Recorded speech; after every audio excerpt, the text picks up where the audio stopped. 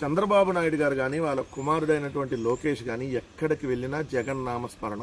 వీళ్ళు Davos బానిండి, Dallas బానిండి, Singapore బానిండి, వీళ్ళ ఇంట్లో డైనింగ్ టేబుల్ మీద కానివ్వండి, లేదంటే అర్ధరాత్రి నిద్రలో కానివ్వండి, అర్ధరాత్రి తెల్లారులు కూడా ఈ జగన్ నామస్మరణే చేస్తారనుకుంటా. ఇంట్లో కూడా కనీసం సిగ్గుండాలి కదా. మీరు దావోస్ పోయారు నిన్న. దావోస్ పోయి ఏం చెప్పాలి? అయ్యా, ఆంధ్రప్రదేశ్ రాష్ట్రానికి అత్యధిక సముద్ర తీరం ఉంది. 1000 కిలోమీటర్ల సముద్ర తీరం ఉన్నటువంటి రాష్ట్రం ఆంధ్రప్రదేశ్ రాష్ట్రం. సో ప్రతి 50 కిలోమీటర్లకు ఒక పోర్టు కానీ, ఒక ఫిషింగ్ హార్బర్ కానీ, ఒక ఫిష్ ల్యాండ్ సెంటర్ కానీ ఉండేటట్టుగా జగన్ అనేటటువంటి ఒక గొప్ప ముఖ్యమంత్రి నిర్ణయం తీసుకున్నారు అని చెప్పి చెప్పాల్సింది పోయి అక్కడికి వెళ్ళి కూడా టీం 11 ఉంది. ఆ టీం 11 ఉండేదండి. మీరు టీం 164 కదా. మీరేం చెప్పాలి? మేము టీం 164 ఉన్నాం, రికార్డు స్థాయిలో ఉన్నాం. ఒకళ్ళేమో వెళ్ళి రికార్డ్ డ్యాన్స్లు వేస్తూ ఉంటారు ఒక మంత్రి, ఇంకొకళ్ళేమో వెళ్ళి, ఇంకో నాయకులేమో వెళ్ళి వాళ్ళ జాకెట్లు చీరలు ఇప్పని గొడవ చేస్తూ ఉంటాడు. పెద్ద టీం ఉంది, 164 టీము అని కదా మీరు చెప్పాల్సింది. అక్కడికి వెళ్ళి టీం 11 ఉందంట. టీం 11 మెయిల్స్ పెట్టిందంట, ఏది పెట్టుబడులు రావద్దని చెప్పి. ఎవడు మెయిల్స్ పెట్టాడు? మెయిల్స్ పెట్టి నీ టీడీపీ కార్యకర్త చిలకలూరుపేటకు సంబంధించిన నీ కార్యకర్త. మీరు ఆయన షాపింగ్ మాల్ని ఏదో కబ్జా చేశారని చెప్పి ఆయన మెయిల్ పెట్టాడు. సో ఎవరు వైఎస్ఆర్ కాంగ్రెస్ పార్టీ వాడు ఏ రోజు కూడా వైఎస్ఆర్ కాంగ్రెస్ పార్టీ వాళ్ళు మెయిల్ పెట్టలా. మాకు అవసరం లేదు.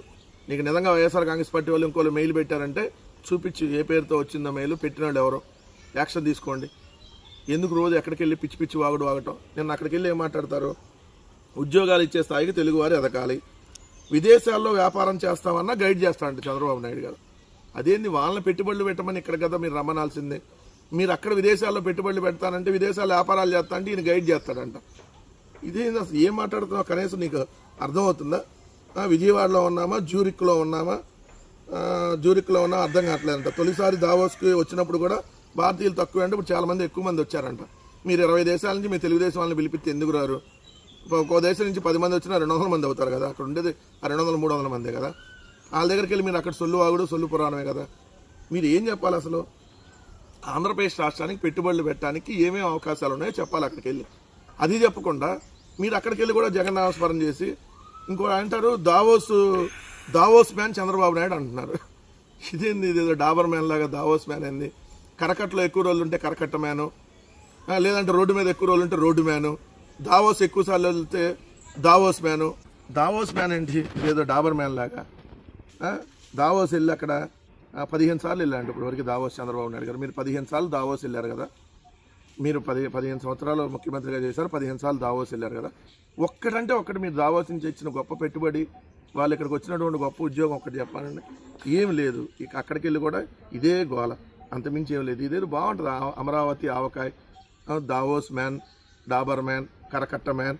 అక్కడికి అంతకుముందు దావోస్ వెళ్ళి పాలకూర పప్పు, లేదంటే అదేంటి పల్లీలు బాగున్నాయి, చట్నీ, టమోటా చట్నీ, అదేంటి ఏమంటారు మనం స్నాక్స్, ఇవి బాగున్నాయి, అవి బాగున్నాయి.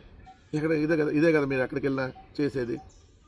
ఈడేమంటారు? ఇంకోటి విదేశీ విద్యకు గ్యారంటీ ఇస్తారంటే ఇప్పటివరకు విదేశీ విద్యకు సంబంధించి ఒక్కడంటే ఒక్కడ కూడా చేయలే.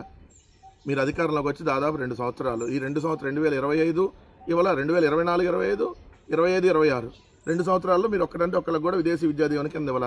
అదే జగన్మోహన్ రెడ్డి గారు ఉన్నప్పుడు విదేశాల్లో ఉన్నత విద్య అభ్యసిస్తున్న అర్హులైన 390 మంది విద్యార్థులకు 41.60 కోట్లు, సివిల్ సర్వీస్ ప్రిలిమినరీ పరీక్షలో ఉత్తీర్ణ సాధించిన 95 మంది, వారిలో తిరిగి మెయిన్స్ ఉత్తీర్ణ సాధించిన 11 మందికి ఏదైతే 100.50 లక్షలు, మొత్తంగా 42.60 కోట్లు తాడేపల్లిలో జగన్మోహన్ రెడ్డి గారు వాళ్ళ ఖాతాలో జమ చేసినటువంటిది.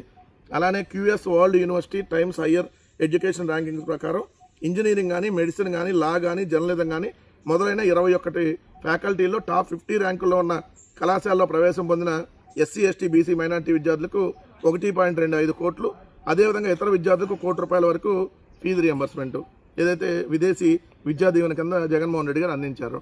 మీరు ఇప్పుడు విదేశీ విద్యా దీవెన కింద ఒక్కరికంటే ₹1 అన్నా ఈ 19 నెలల కాలంలో మీరు ఇచ్చిందా?